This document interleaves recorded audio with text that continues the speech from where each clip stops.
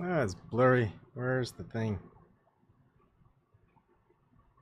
Oh, that was quick. Coffee will kind of brighten it up. All right, let's see here. We've got that set up.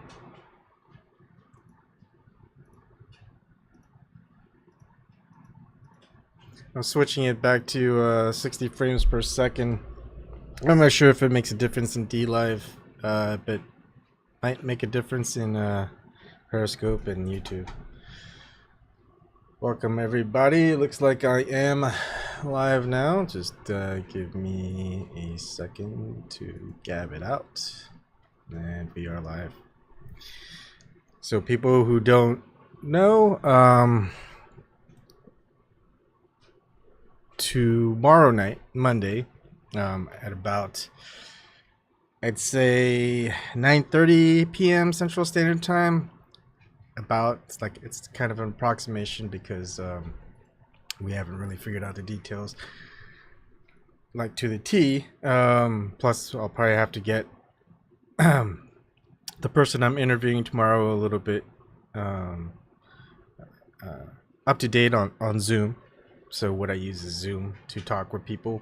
Let anybody in, almost anybody. Well, I'll let people in whether they stay or not, based on what they do and or whatever. Gosh, I think this black background doesn't really focus. It doesn't want to focus on me. It just focuses on whatever. Anyways, I'm sorry. I keep segueing. Mark Sargent tomorrow. Big proponent of flat Earth. He's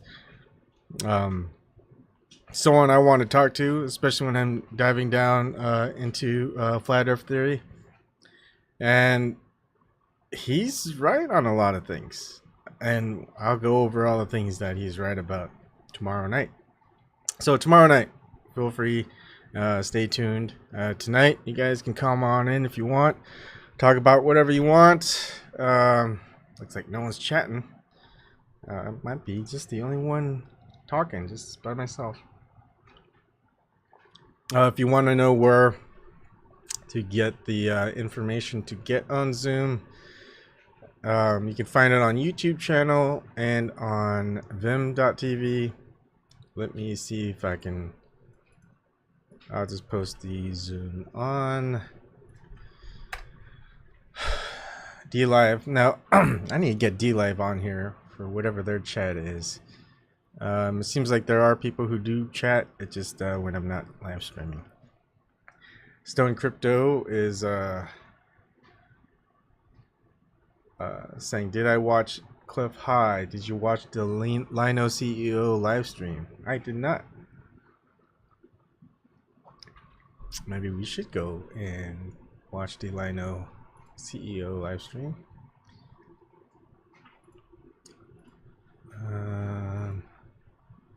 Great. Let's see what the live stream has to say. Hi, Wei. Let's see. Live stream. Maybe it's just talking about what's coming up.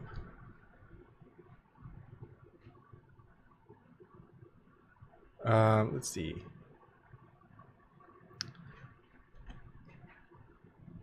I don't see it. Maybe it's on DLive.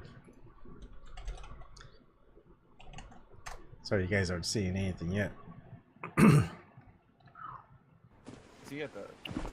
Whoops. All right, let's see. Search.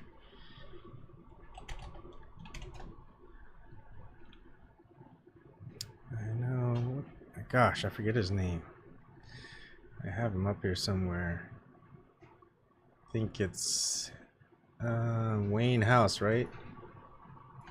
Let's check it out.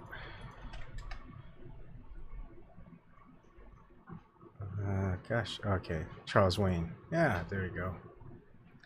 I decided. Give me a second here.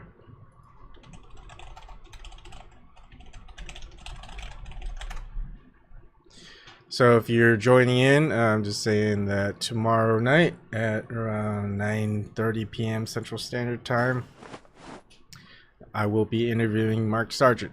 What I like about Mark Sargent is, well, he's not afraid to discuss and go on anybody's show. He will even reply to emails on his show, on his updates, and that's good. I think one of the things I want to ask him, there's plenty that I want to ask him, is just if he notices that, I mean, a lot of people, I'm hoping, notice that there's always this big divide between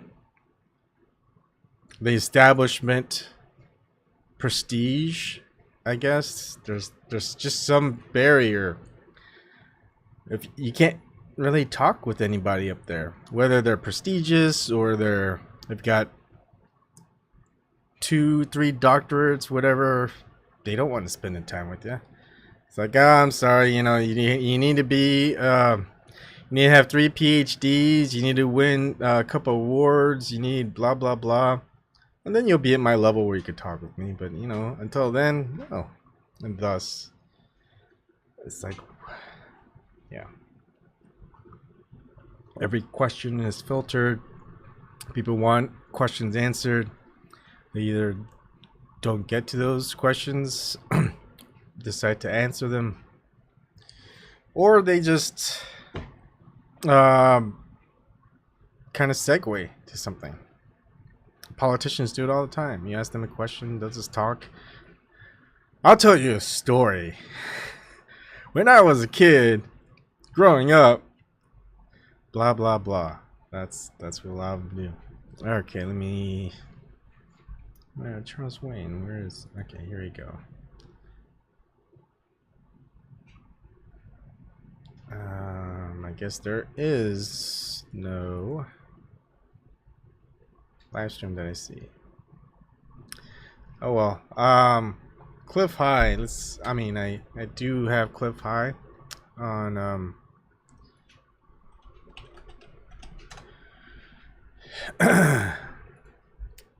YouTube. Might as well go ahead and show my screen. There we go. Zoom it up to 150. See what the latest videos are. BTC charts, reports, errors, projections. That's interesting. Agent A for wimps. Intergalactic conversation with Ken. That'll interview. I mean, it's good. I like how a lot of people are talking across the board, and there definitely needs to be more of that. I forgot which video got me started on a Cliff High, or someone referred me to him. But there's just, yeah, there's so many people to watch, so many videos. The reason I show some videos and whatnot, or just watch certain people's interviews for a while, or just their videos, the presentations, is I'm just trying to investigate something. Oh, and let's see, what was I watching earlier? There's some good ones. This one, Marty Leeds Live, Heliopolitan Mystery. This one I didn't really get to watch, but Theory of Evolution Debunked, featuring Bill Nye the Science Guy. I don't think Bill Nye even has a PhD. I think he just has a degree, right? But yeah, it's funny watching Mark Sargent, just dress in a scientist's lab coat, and there you go. You got people thinking you're legitimate. All right, let's see. Hopefully, End Times Productions doesn't block me on this, and then I'll go ahead and show you this one first. This one's also going, although it's like 2 hours and 21 minutes. Oh, here it is. Yeah, 2 hours 21 minutes. Once in a while, I get. So I want to see what this one is. I didn't really watch this one, but it's 13 minutes and 36 seconds. But it's just kind of interesting. What? Theory of Evolution. Now, that's another one to go down. I've always kind of been a big proponent of evolution, the evolutionary theory, but the more I research is, that's a little weird, because there's a story of Charles Darwin. He didn't really write the theory of evolution. He took a lot of notes, and something would happen, and I don't want to say it wrong because this is off the top of my head. So go and research for yourself and tell me, yeah, you said it wrong. As he didn't write the theory of evolution. He had some cousin or something like that that found all of his notes in the family and saying, hey, I found all these notes that Charles Darwin had, and you know what? I'm writing this book and I want him to write like a preface, whatever it is. And so the theory of evolution has always been attributed to Charles Darwin. But then again, it always goes to, you know, we don't really know the real history. What is the real history? History's most likely been a lot of lies. I mean, there's that old adage, old saying history is written by the victors. Yeah, pretty much is. And I think everyone goes down the path of, you know, we've got a lot of lies that our news are telling us, that our governments are telling us. And so if they're telling us all these lies now and they're being written into the current history books, I mean, they've lied for decades now, and they're in the history books, those lies, and they're even in so if they're in there and they've been lying all this time, who's to say that they haven't lied in the past? And it's just a repeat of things in just a different format. And we'll see a lot of the materials that's been in books, written books, old videotapes being kind of just destroyed. It's going from analog to digital, so everything that you're going to have is just going to be found online, or whoever was able to convert the older stuff and put them up digitally. And I just wonder how many things get lost.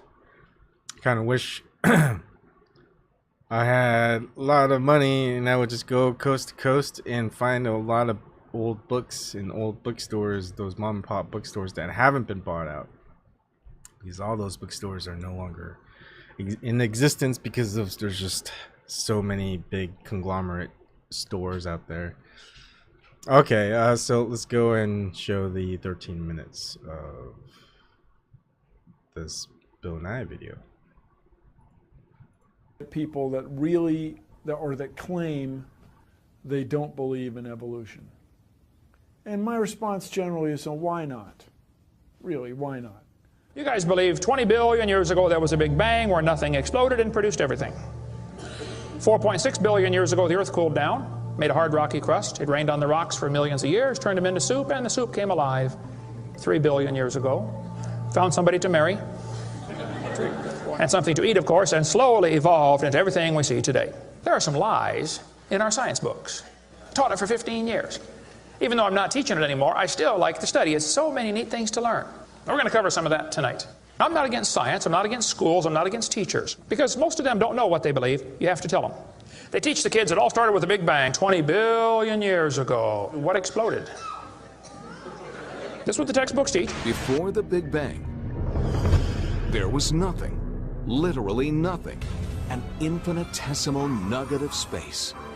And then something happened, triggering the most colossal explosion in history.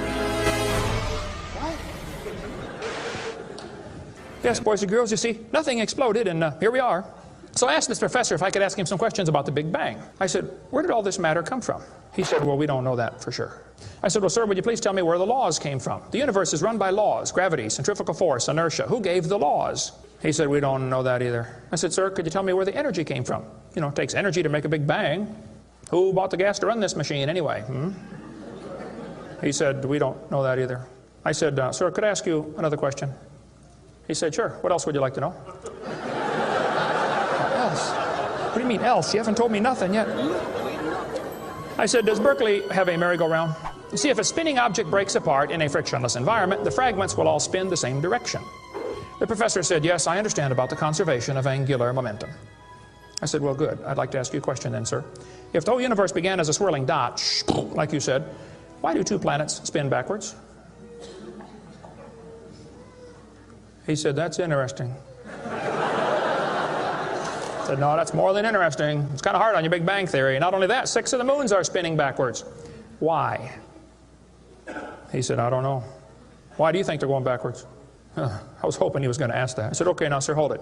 If I told you that I believe God created the heaven and the earth, like the Bible teaches, you're going to say, and where did God come from? And I don't know. But you said, well, we don't know that for sure. We don't know that either. Don't tell me my theory is religious and yours is science. Oh, no, sir, they're both religious. Evolution is a religion. You have to believe. So I asked the professor, where did the matter come from? He said, I don't know. So basically, I believe in the beginning God, and you believe in the beginning dirt. One professor was getting kind of upset about this time. He said, Mr. Hovind, there are hundreds of varieties of dogs in the world. He said, you mean to tell me that you believe all these dogs came from 2 dogs off of Noah's Ark? You expect me to believe that? I said, sir, would you look at what you're teaching your students? You're teaching your students that all the dogs in the world came from a rock. Charles Darwin was disciplined. I mean, he did these extraordinary experiments, this series of experiments.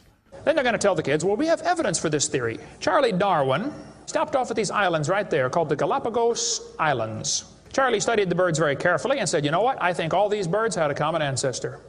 I bet you're right, Charlie. It was a bird. You see 14 kinds of birds, and you conclude that birds and bananas are related. Here are these ancient dinosaur bones or fossils.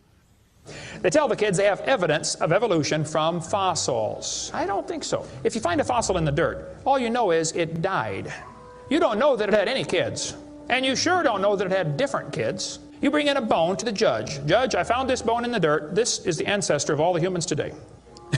They would laugh at you. You don't know that that's the ancestor of anybody. And why on earth would you think a bone in the dirt can do something animals today cannot do? They'll say, boys and girls, you have 2 bones in your wrist, radius and ulna. And boys and girls, look at the whale's flipper carefully. Did you know the whale has 2 bones in his flipper? And they're called the radius and the ulna? Same as ours. Wow. Who named them, teacher? The whale? Think about it. I'm here to tell my people it's time to stop believing bull just because tell you bull with a straight look on their face. Evolution say people came from monkeys. And the question is, why is there still monkeys? Is these the retarded monkeys? They didn't turn into people just yet. Even Stephen Gould admitted the absence of fossil evidence for intermediary stages is a persistent and nagging problem for evolution. See, what's happened, these guys have looked for missing links in the fossil record. They can't find any, and so they say, well, maybe evolution happened so fast it wasn't preserved. Maybe a reptile laid an egg and a bird hatched out. Well, who did that bird marry? One swallow does not make a spring.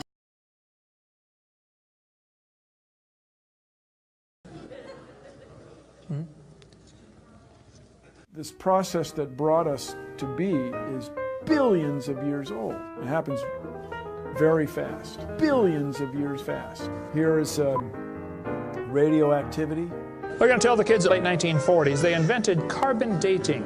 We're going to explain a little bit about radiometric dating and how it's supposed to work, and then show you that it does not work, okay?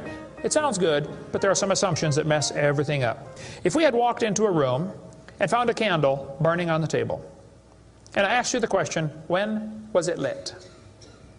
You say, I don't know, Mr. Hovind, it's burning when I got here.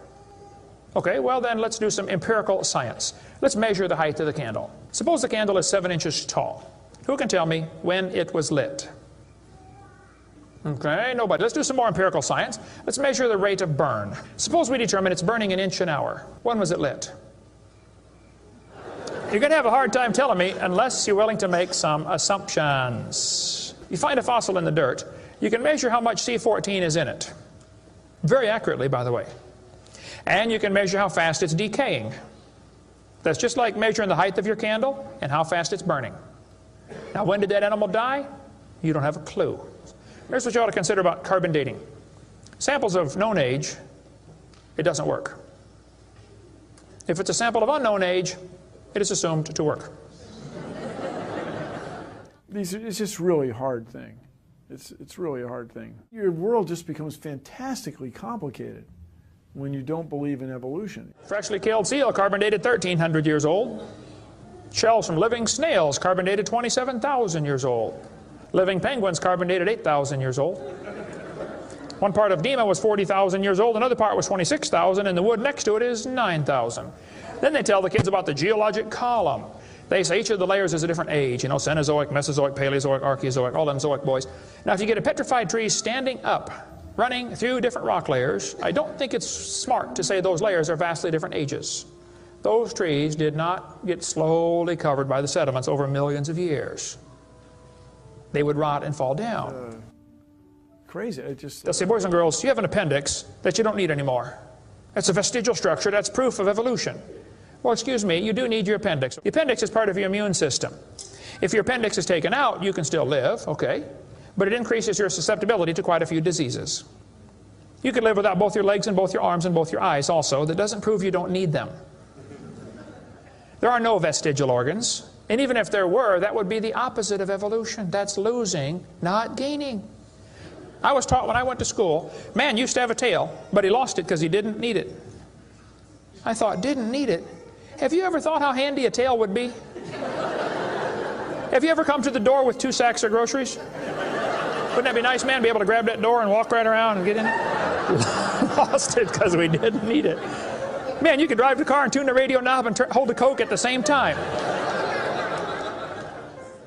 What we're finding is that natural selection seems to be an incredibly important factor in generating new species.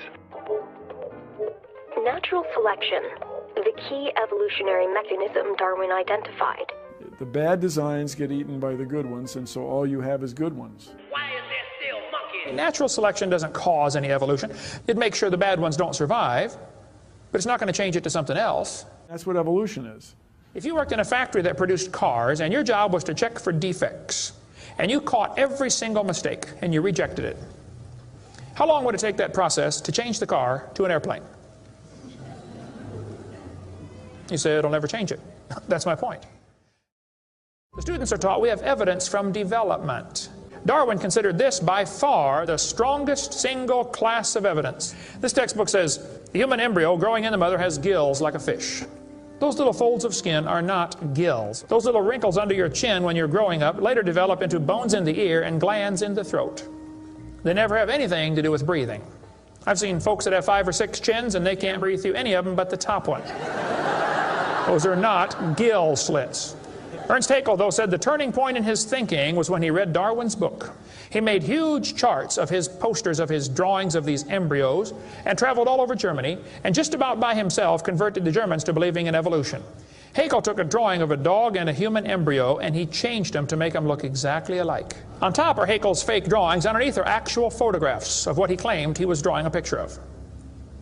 Now either he's a lousy artist or he's a liar. Well, it turns out he's a liar. He was convicted of fraud by his own university, proven to be a fraud. But guess what? Haeckel's fake drawings are still used in textbooks in your state right now.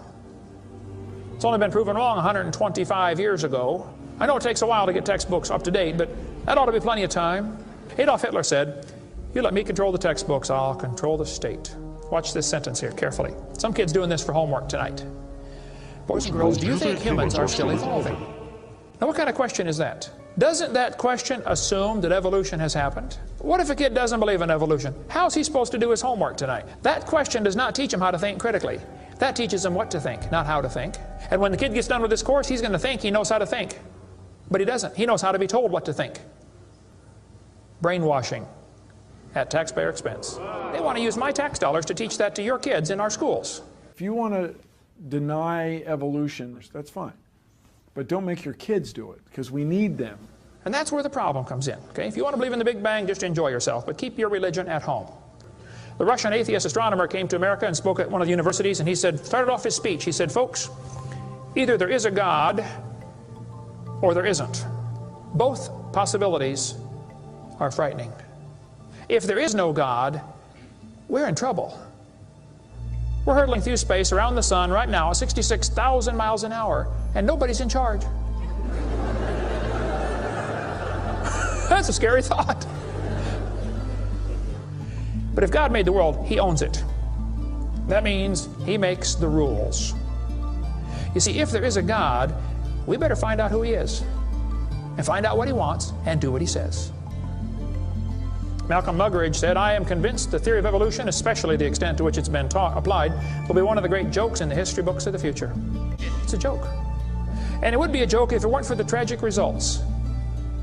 How many kids are taught this thing every day and believe it, and it destroys their faith? Find you something to believe in. Whole thing, who do you even pray to? Nobody. Hey, if you died today, where would you go? You ought to think about it, because you will be dead for a long time.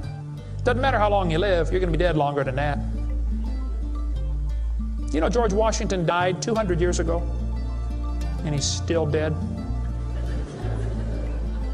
How much longer does he have to go? You're going to be dead for a long time. All you get in this life is a little bitty dash between two dates. Just a little, and it's gone.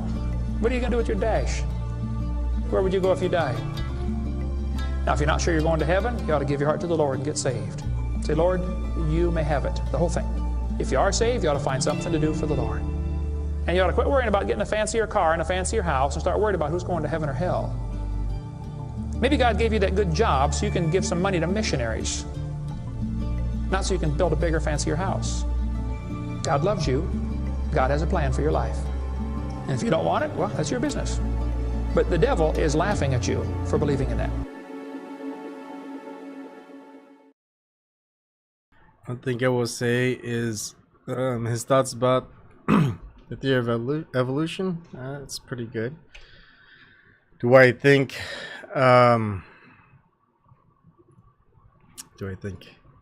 the other part of the religious part? Like, I'm not religious, spiritual, yeah. Christian, no. Follower of Christ, Jesus, yes. So it's a little bit weird, I guess, wherever I'm placed at. Whatever, if you want to categorize me as something, I got no idea. Find a bunch of categories, move them around, place me into them. You're gonna be a little bit lost. Okay, so that was that. That was pretty good. I don't know who that guy was. I'd like to listen to a little bit more of what he's said. All right, so next. The next one is pretty interesting. Sorry. So I'll probably go for about 33 more minutes. Usually about an hour. I didn't really have anything planned tonight. I just wanted to make an open topic just because I have the interview tomorrow night. So the format, again, for people who haven't been watching, tomorrow night I will be interviewing. Oh, excuse me. Excuse me. I'm still not quite 100%. Sorry, checking up on some chat. Tomorrow night I will be interviewing Mark Sargent. So it'll be a one-on-one interview for an hour. And then after that hour, I let people come in and join in on the conversation if he so chooses to stay. There's a lot of interviews that he's done because he really doesn't not accept interviews, except he did mention a couple where he chose not to. I'm glad he's able to do my show, even though I don't seem to get a lot of views. But that's okay. The information is going to be out there. We just need to start connecting the dots. Everyone who's out there that's researching things, people are told not to research. They're told not to think that way. Get it? Think, not believe. Think. We need to start figuring things out together, because just like I said before, people out there, if you want news, you want research, there's only so much one person can research. I mean, if you have a full-time job, you got family, how much dedicated time can you have if you're gonna have a full 8 hours of sleep? You're gonna have what, 1 to 2 hours, and you're gonna spend those 2 hours researching stuff when you could just go ahead and binge watch some episodes of whatever show that you like, or go out and watch a movie, or watch sports. So some people, those 2 hours are important. Some people have more time to spend. Sometimes that's kind of a lot of what they do on their off time. So having a lot of people that you can talk to each other, kind of compare notes, and it's not just about following these people. What I end up doing is I do my own research, find out, look at the direct source if I can find it. Sometimes it's not there. Just look at different sources to talk about it, see if they can find what the source is, or just if they're corroborating the same thing, if there's any differences of opinion or whatever that they got out of it. And I noticed that there's a lot of differences when I start thinking, researching about the Epic of Gilgamesh and a lot of the ancient texts out there. And this one person that I watch, I forget his name, something that I watch, he kind of goes into detail about the serpent and the eagle and the differences between them. So that's a pretty fascinating thing. Hi, Angel Tips. Yeah, a long time no see, Angel. What he says is quite different than what other people say about the serpent and the eagle and the symbolism used. But it's still interesting to keep listening, and once it's in the back burner, just kind of like globe Earth theory, flat Earth theory. It's just like Mark Sargent says, it's kind of like the last conspiracy theory you really want to go down because it's the big one. It's not like the theory of evolution that we just watched. I could say, I don't really agree with the theory of evolution. I don't see it. It's not proved. It's just a theory. And people are going like, what? What are you, a creationist? Are you like evangelical? It's like, no, I'm not religious. And then it confuses people. It's just the same thing as when I start talking bad about Donald Trump. And it's like, what are you, a liberal? No. Obama's horrible too. So is Clinton's. It's like, they're confused. Wait, you're not on this side, but you're not on that side? People assume, and they like to assume, that if you're not part of one thing, you're on the opposite spectrum. It feels like that's just the way that the system has been set up for people to think. If you're automatically not on the left, they go, well, obviously you're on the right. It's like, no, I'm just going straight down the middle, or I'm in reverse, or I'm just going in circles. You want to put me into your assumptions are wrong. You need better assumptions, or you just need more information. So I think a lot of people try to peg a lot of other people of who they are, what they are, within just first glancing, listening to them, whatever. Yeah. Rainbow X.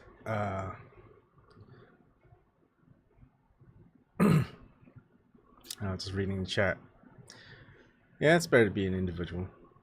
So now getting back to it, flat Earth theory, globe theory is natural assumption is you're suggesting the Earth is flat. I'm going, no, there's quite a lot that I find wrong, or things that just very suspect about the globe Earth theory. And especially the biggest proponent that's supporting it is NASA. I ain't gonna believe what NASA says. Biggest proponent of that is government institutions. The scientific dogma. No, I'm not with them either. So if they're all and then of course, when I'm going down a lot of conspiracy theories, and the conspiracy theories have biggest merit because the official narrative, official story is never correct. There's so many holes and so many issues with it, anomalies you could even say. They go, well, You know, it's because of this and this and this. And it's like, that's just a guess. That's your own conspiracy theory supporting the official narrative. So that's just the usual stance that people take. So my take is keep investigating it, keep finding more flaws, keep finding more bugs, keep finding more issues with it. And heck, if the officials, whether it's government or whatever, they can't do a better job, well, they shouldn't be doing their job. They should lose their job if they can't do it. Some ordinary basement dweller can do a better job than them. They need to give them the reins on the investigation. So that's my stance. Yeah, they've been lying to us forever. They've been lying to us for a long time. We don't know how much forever is, but another thing I've been looking into is just the mud flood stuff and the star forts. And the star forts are interesting because it's a design of forts that's lasted for at least somewhere around 1500s, 1400s to the mid 1800s. They've been designed for all those centuries, all around the world. And all of a sudden it stopped. But why the same design? I mean, can't they make up a better design? Why star forts?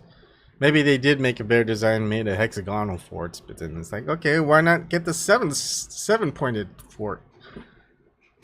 Yeah, so I wouldn't say it's an individual spirituality, Rainbow X. It's a shared spirituality. I don't know how to explain it. All I can say is take ayahuasca. You know, you'll kind of understand. In the material world, I guess, it's individual, in a lot of individuals. Excuse me. Spirituality, where there is no material boundaries, it's just gonna kind of be go wherever, do whatever kind of thing. We can't. There's limitations for anything, even material. Same thing with spiritual. There's limitations in whatever form that's taken.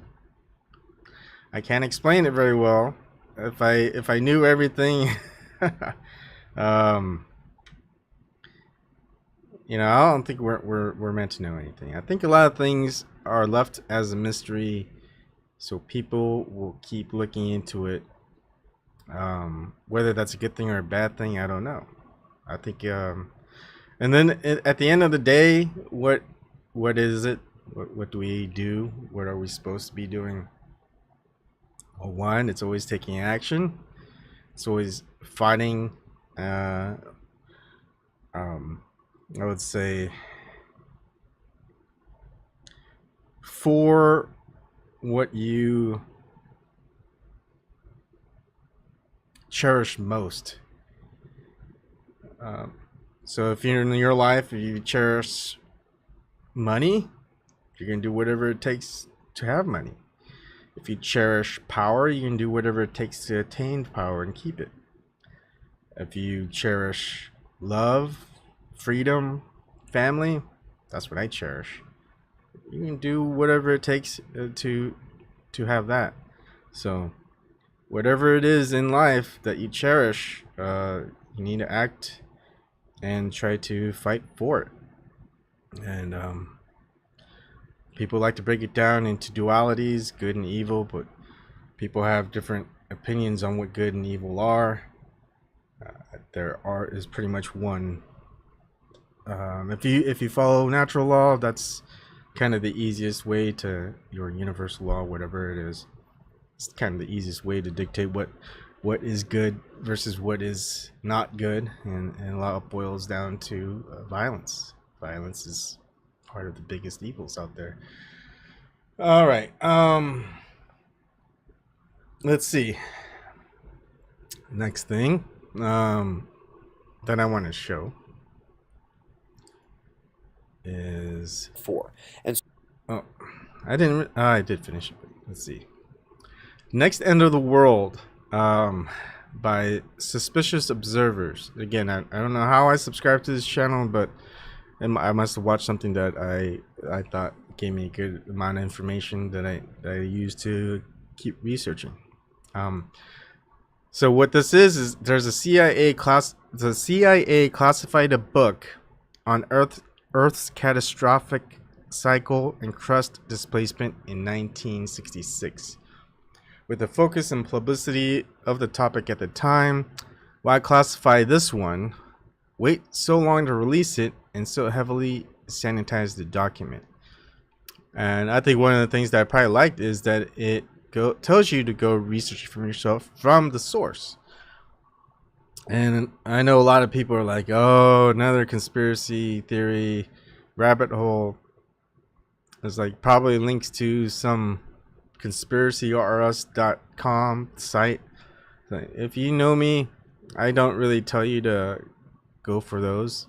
What I'll usually tell you is the source is at a .gov or .edu site. If it's a .gov and .edu site, you're going to be less apt to say, hey, this is just another conspiracy theory. Well, if it's a conspiracy theory, then it's brought up by government or by some university, some type of institution out there, not really basement dwelling conspiracy theorists. So this is the information. You can see CIA.gov. You can read this whole thing. I want to take a look at it a bit later. I mean, we could definitely verify. Look, they've even said it declassified in part, sanitized copy approved for release 2013 on June 24th.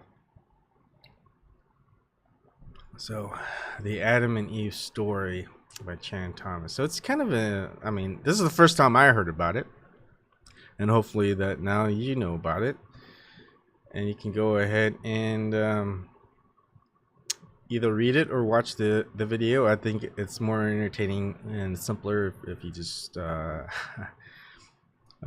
in these live streams, we just kind of give you a brief overview on what it is that we've looked into, and you can go and research for yourself if you want to. So what I'm gonna do is finish it off here. I won't show all of it. I'll probably show, you know, the first half, and hopefully you can go ahead and watch the second half. Nobody's joining, so since no one's joining, I'm not gonna go over an hour on an open topic night. But if someone does join, I limit it to 3 hours. So here we go.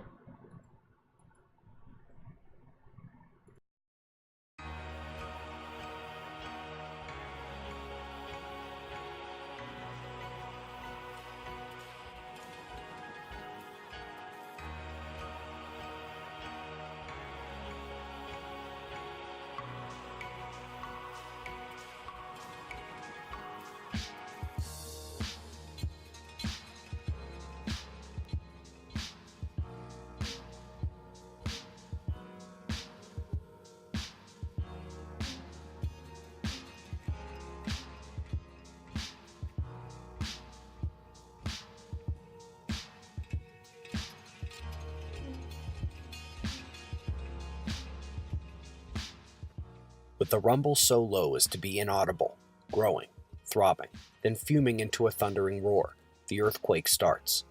Only it's not like any earthquake in recorded history.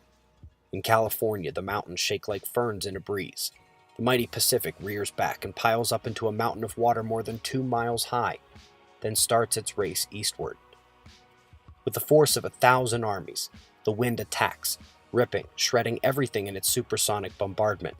The unbelievable mountain of Pacific seawater follows the wind eastward, burying Los Angeles and San Francisco as if they were but grains of sand.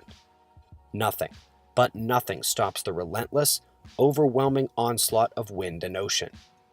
Across the continent, the 1,000-mile-per-hour wind wreaks its unholy vengeance. everywhere, mercilessly, unceasingly.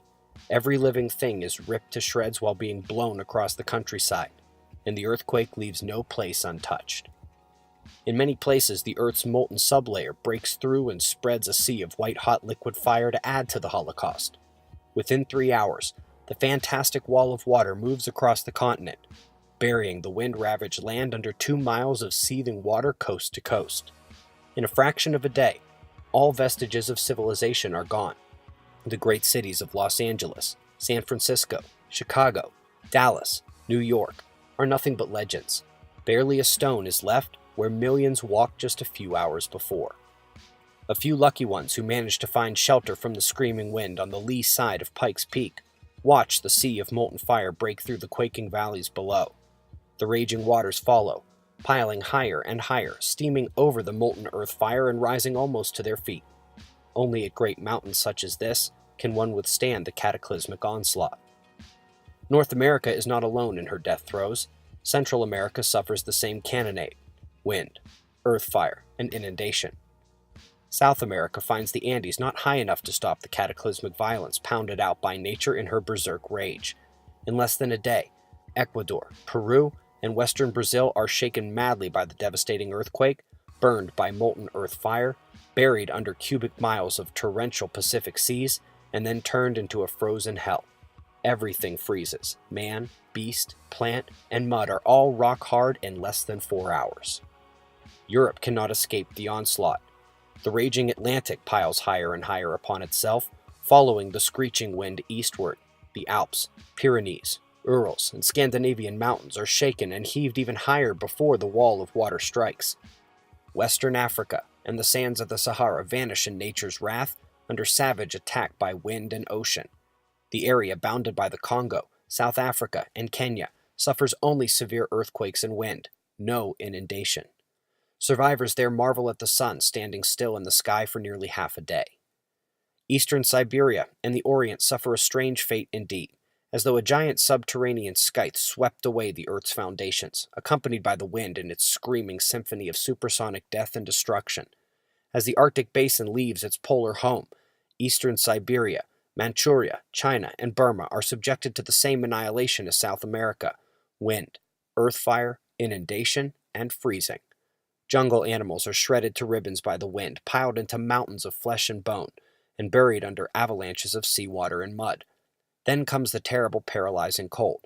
Not man, nor beast, nor plant, nor earth is left unfrozen in the entire eastern Asian continent, most of which remains below sea level.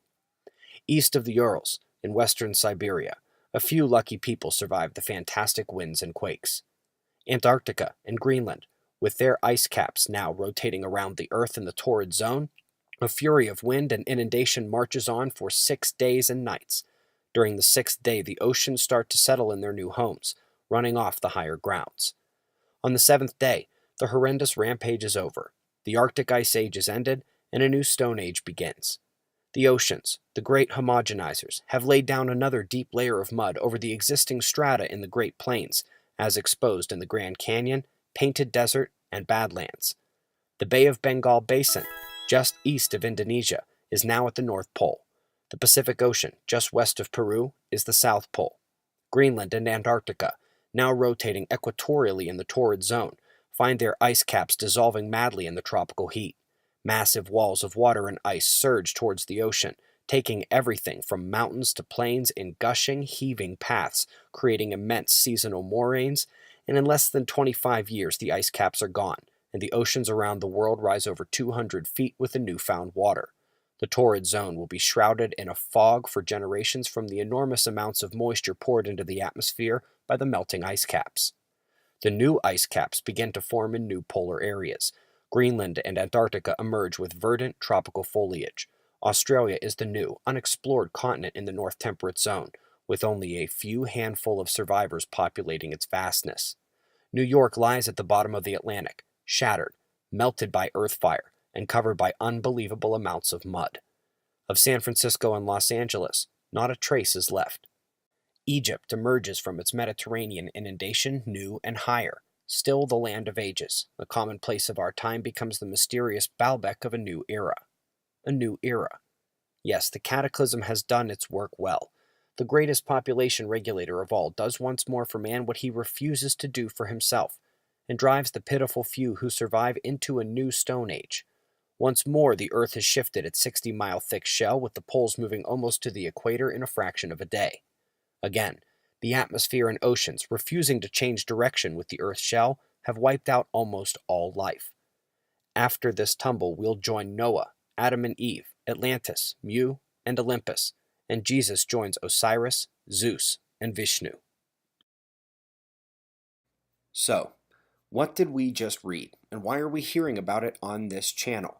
Seems very odd and sensational, but to understand this recently declassified version of Earth's cyclical catastrophism, let's begin with the most well-known version of it. Professor Charles Hapgood promulgated the Earth's crust displacement theory in 1958. That work was supported by Einstein, for which he wrote a foreword. In Hapgood's version, the Earth's polar wander accelerated from the normal 1 degree every million years to taking a 40-degree tilt every 5,000 years or so.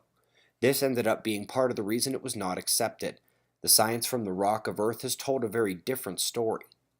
The book classified 8 years after Hapgood's, called the Adam and Eve story, you heard chapter 1 to begin this video, is indeed describing a similar one-day shift of the geographic poles due to the destabilization of the asthenosphere boundary of mantle and crust by magnetic reversal or destabilization behavior of the core of Earth, which could reduce the friction of the mantle and allow that low-velocity zone to become a free fluid flowing zone. In the classified 1966 version, the polar ice caps drag themselves to the equator. This is similar to the publicized work of Hapgood in 1958, with the exception of it being a full 90-degree tilt in the classified work that doesn't go randomly each cycle, but which tilts, then tilts right back in the next cycle.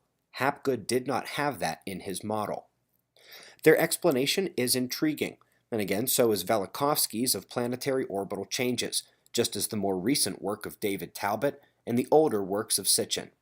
Each is trying to explain the cyclical catastrophe that used to be so well understood that its existence was not what consumed their questions, but why did it keep happening? Even Einstein did get caught up in the mix, but had to rely on Hapgood's and others' knowledge of geology and mineralogy. One can find many references to these names, and ones like Hugh Brown, who said the ice caps were the culprit back in 1948, and the earliest recognized mentions of the cyclical catastrophe, they say, are the 1870s. That is, of course, unless you go by the work of the classified report, which extends the timeline nearly 100 years back to 1779. So one is forced to ask, why was this one classified? The concept of cyclical catastrophe was not new. The ties to myth and religion were made by Velikovsky and others. The ice cap drag being the physical manifestation was true in Brown and Hapgood's works, so what's the difference? It was the 90-degree flip back and forth each cycle. That is the key difference. But is that a reason for classification? Well, it is true that not creating panic in the public has been and continues to be a reason for secrecy and classification. And to create panic, something like this would have to be proven scientifically. Now hold that thought. So maybe you didn't know this about Professor Hapgood. He worked for the CIA immediately before becoming a professor and leading into this catastrophism thing. He in fact worked for them as Brown proffered the catastrophe idea in the 40s. So why is it so important that we focus on the timeline and severity and patterned motion back and forth to the same places within the declassified document? It became almost immediately clear upon thorough review that Hapgood's version wouldn't work. Even Einstein ended up telling him so years later, arguing that ice cap weight alone would not be enough. There had to be something more. But the real damning evidence was coming in the form of time-averaged pole position over millions of years. The rock was showing them evidence of polar wander being much slower, with their locations not having changed much in millions of years, essentially throwing out the concept that every 5,000 or 6,000 years there was a random 40-degree tilt. That is what utterly destroyed Hapgood's hypothesis, but it does not destroy the ping-pong back-and-forth hypothesis, especially because over millions of years there will be evidence of the pole in nearly that same position over major amounts of time.